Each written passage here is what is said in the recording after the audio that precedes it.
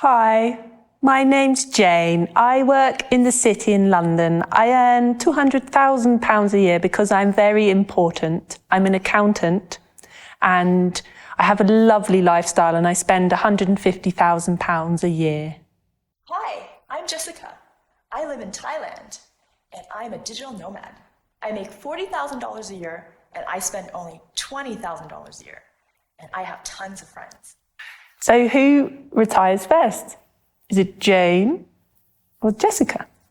The answer might actually surprise you because the answer is Jessica, because her savings rate is higher. She's saving 50% of her income, whereas Jane is only saving 25% of her income.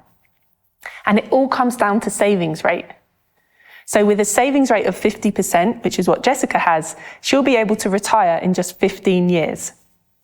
Whereas Jane, with her savings rate of 25%, has a working career of 28 years. So she has to work 13 years longer. So the key is the savings rate. But how do you increase your savings rate? How do you get more savings and more investing into your portfolio? Remember to think outside the box. The world doesn't just exist in terms of London's or New York's or Paris. There's tons of other places that you can have an amazing life. You can have a luxurious life of eating out every day, getting massages, having lots of friends to socialize with, lots of time for yourself, and you only have to spend $20,000 a year. You're very keen on the friends. Yes. I'm not a weirdo. So the key is to decrease how much you spend to increase your savings rate.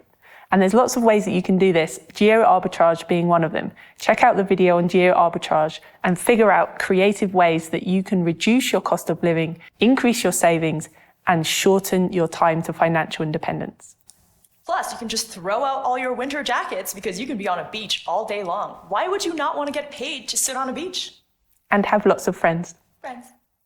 Remember, if you don't want to move out of your country, that's totally fine. You can simply move from a high-cost city to a low-cost city and use location independence to bank the gap between your earnings and your expenses.